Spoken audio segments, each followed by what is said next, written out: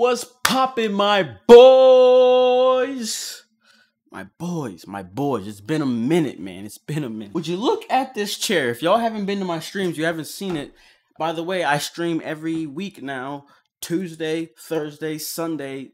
Go to my Twitter for updates if I don't stream that day. Regardless. Look at this chair, bro. I leveled up. Man, I feel good. But anyways, back on topic, man. God Eater 3. So this video is kind of overdue because this news has been out for a minute, and I did have some people asking me. They wanted to hear my thoughts on it and whatnot. So here it is. Better late than never, right? So if y'all didn't watch my last video of the Code Vein, so I kind of labeled out that it got a release date, which was September 28th of 2018, and so right now we don't have a release date for God Eater 3, but which is normal because the game only got announced, this year, so it's normal. But I'm thinking it's gonna be between like Q1 of 2019, so I'm thinking anywhere from like March, July. I'm thinking like the summer area. But if that's not the case, it's definitely an end year game. It's probably gonna have around the same release date of what Code Vein has right now, so we'll see though. But anyway, so around this time last year, I made a video called Will God Eater 3 Change It Up? And so in that video, I outlined a few sections and parts of the God Eater kind of formula, I guess you could call it, that I think needed to just be revamped and fixed in order for God Eater 3 to perform well. And one of those parts was about the combat, So I was saying I think it needs to be more fluent and just fast, because it is fast paced, don't get me wrong, but it just needed to connect more. You needed some more options. It wasn't that fluent. It just needed to be kind of the way I say it is, it needs to be figured out, because it had a good start. It set itself apart from Monster Hunter, so that was a good step. So then it just needed to add something else though, because the way I see it is there's a lot of hunter genre games out there, and they all need their own thing that makes them stand out, okay? And so God Eater's was the fast-pacedness,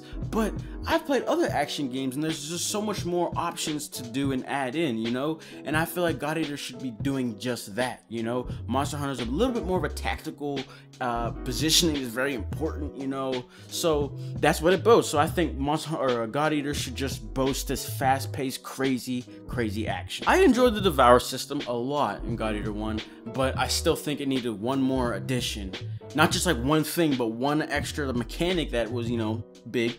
But I mean, then with that, it would have been perfect. But then God Eater 2, man, that shit is. We're gonna finish it. Don't worry about that. I want to throw that out there. We're gonna finish it. But the blood arts is just it's like a tease, man. Because there's some cool blood arts, and I want to pick two or a couple of them. I want to have. I don't know, man. But it's just annoying, and it's just not enough. Picking one for a mission is just not okay in any aspect, in my opinion. So it needed to be better, and that's where God Eater 3 comes in. So that's what we're gonna talk about. So like I said, this news dropped about a week or two ago, maybe even 3 at this point. But okay, it outlines basically the new mechanic in God Eater 3. So think of what we're about to read and talk about. Think of it as what the Devour system in God Eater 1 it was, or the Blood Art system in God Eater 2. And honestly, I would say mix those together, and that's what we have here. Anyways, let's go ahead and see what's in store, bro. So in this Gametsu post, they introduced, I believe this is the one where they introduced that new girl. By the way, that girl, she got a strap in her hand, guys. Where?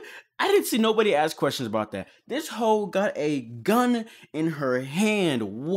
If they gave us guns in God Eater 3, they probably wouldn't be too useful. Okay, I take that back, because we have guns, but it was a straight up strap, bro. Like a AR assault rifle, whatever. That shit looked cool. It had a cool ass design. If we could get those weapons, that'd be lit. I don't think we are though. But yeah, so they introduced her and some new origami in this post. And they also really showed us God Eater 3 battle basics. And before we even get into this, I just want to state, so after we get past just this new action, they talk about, like I said, the new mechanics. So it is good to note though that the other mechanics for the weapons, like zero stance and upper parry, whatever is it, perfect parry, whatever for the buster sword, those are still here. This is just an addition onto those for your weapon. So new action dive, a new attack where the player charges with their sword shield out in front in the locked on state and can automatically follow the enemy origami and outside the locked lockdown state, whatever. The player can charge towards the direction the character is facing. This action can be used to rush towards an origami or make an urgent escape. So just right there, that's the things that I was gonna say. That's like that, yo, just so imagine this in your head. So you're doing your fast-paced battles, and so I felt like in God Eater there was no quick way to dodge. It's like, because I feel like God Eater should be about reaction. Like you're just going quick. Like, yeah, it's like a Fortnite building battle. Like you're just going quick. I keep bringing up Fortnite, I'm sorry. But you know, you get the idea. So, and I think this dive action is the perfect addition, because you could be doing all your crazy stuff. Once you see a hit, you know the enemy's you know, attack patterns, you dash backwards real quick, and you dash back again. You know what I'm saying? So it just adds this fast-pacedness, this non-stop action. This is what we need. So next up, they say new action, burst arts. A burst art is a special attack that players can perform while in burst mode. Burst attacks can be customized into 3 attacks depending on the positioning of the player: on the ground, in the air, or while performing a quick step maneuver. Each burst art can also be customized with a burst art effect from among several types, which augments the burst art to the player's preference. Oh my God, this is just the great. Oh, they told us that they took fan feedback, and let me tell you, they so far are delivering. I am just so happy with this news. But let's read on. Biting edge examples: dancing tiger. It says evolution of the on the ground square button attack. A slash unleashing combo attack where the sword blade is covered in oracle energy. Dive to blue. Evolution of the aerial triangle button attack. Covers the sword blade in oracle energy and unleashed a top-down slash attack of strengthen attack, range, and force. So basically, those little things you see coming out, I believe that's what the what do they call it? The burst art effects are. So you're gonna be able to change what they do. So you could do something where your stepping maneuver does like this is a possibility. I can't see why this wouldn't be one of a burst arts effects, but it could be like where you hit the ground and it's a shockwave that has distance. You know what I'm saying? So that's the type of things we're gonna be able to customize and really just make. Oh my God, I mean, let's just continue, and then at the end I'll talk about it. So now we have burst art effects. Burst art effects are a customization element in burst arts in which the player can set further additional effects for the selected burst art. So burst art effect examples: so crescent fires crescent moon style oracle energy forward. So there you have it. That's kind of what I was saying. I was talking more of shockwave. I think this one's it right here. This one doesn't go forward. This one just goes around. It says Pillars of Heaven. Creates similar pillars of oracle energy around the character. So it's kind of like a AoE attack. You can just slam the ground with enemies around you. Maybe it pushes them back. Who knows? Then we have Rage Smash. Creates a massive shockwave in front of the player, accompanying an explosion of condensed oracle energy. Kind of what I was talking about. So then the post actually gives you an example of what Angel Fall looks like without a burst art effect, and then with one, with the Pillars of Heaven effect. So you should see those 2 screenshots on your screen so you can see the difference in animation and whatnot. But yeah, so of course, don't get it twisted. You know, these might not seem like they're too different from the normal text, but you know, that's what they do in these game preview things. They show you very minimal. They just give you a taste of it, you know. Once you get into the game, you'll see there's gonna be a lot of options. Think about it. Blood arts, there were so many options, you know. So I have no, you know, concerns. I think that you're gonna get crazy effects as you get, you know, higher level or whatever the heck it takes to get more of them. So I'm not worried about what's the term?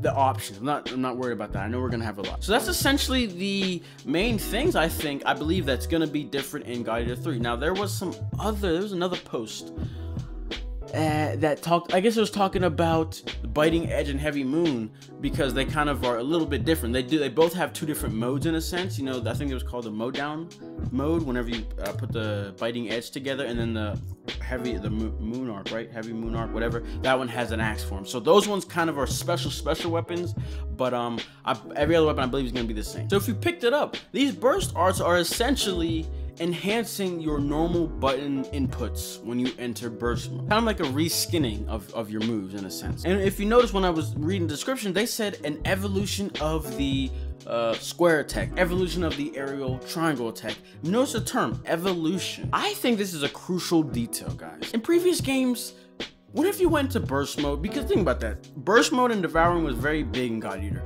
But in 1 and 2, man, I'm telling you, I go into burst mode and I don't really see anything different going on. Okay, maybe there was a little bit of a different animation going on when I did it, and like my character did other stuff, but it's like not very noticeable. And I would say a person that's new to the game, doesn't really know much about it, they're not gonna see any reason to be going to burst mode, because once you go in there, it seems as if nothing else is changing. Now there are changes obviously, but you don't really get that feeling. Whereas in this game, as soon as you go into burst mode, you're gonna see differences in your attacks. I think that one little oracle energy that we've seen is gonna be rolling around you, and so you have a more incentive to stay in burst mode. So it's like, it's gonna automatic, because I felt like before I'd be streaming and I wouldn't even be devouring, and people were like, yo, devour, like, what are you doing? Get burst. And I'm like, oh, you're right, dang, I forgot. Whereas now it's just gonna be a second nature. You're gonna see your attacks go, like, stop doing crazy stuff. You're gonna be like, oh shoot, I need to devour, get back into burst mode, and you're gonna have more of an incentive to stay there.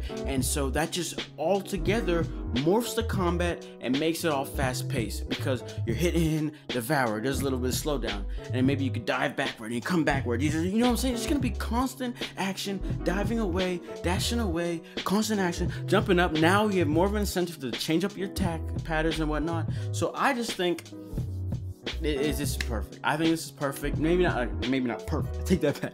I think this is great. I think this is a great addition, a great change, and I'm very much looking forward to God 3 now, man. I'm very much looking forward to it. Now the only thing left, I think my only big worry left, is if they can fix the pacing of the game. I guess the pacing isn't too bad, but just make it so the story mode isn't like a chore. You know, I don't gotta fight the same thing 80 times. But again, those games are very old, and Monster Hunter World did a great job of making the story mode feel fluent, and never felt like I never really had to forcefully fight the same monster twice. You know, the only time I did was if I was trying to make a set. So I think they just need to be able to do that. If they can execute that properly, I think God 3 should do well, as long as it can release nicely and be marketed correctly. Because as of right now, not getting much love. Y'all noticed that Code Vein's been taking the stage, so maybe once Code Vein releases, then they can start showing some love to God 3. But yeah, so other than that, that's all I gotta say. Let me know what y'all thoughts are in the comments below. I'm really curious to see what y'all think about these changes. Yeah. Oh, last thing, if they don't give me hard ass costumes to wear, I'm gonna be mad, bro. I'm telling you, if I have to go through another Guide to the Game with the same outfit the whole 100 hours, however long it is, I'ma be mad. Other than that, that's all I gotta say. I'll see y'all later. We got this. Back in this bitch while I rap for my clique. I'm a super fly nigga, never bad, never pissed. Going faster than limo. If you see me take a pic, I'm a thrash on a nigga. Let me know when I'm a hit. All my veins is gold. I'm a stranger, no. When I be chillin' outside while you 9 to 5. Don't be asking for no cash, cause I'd rather die.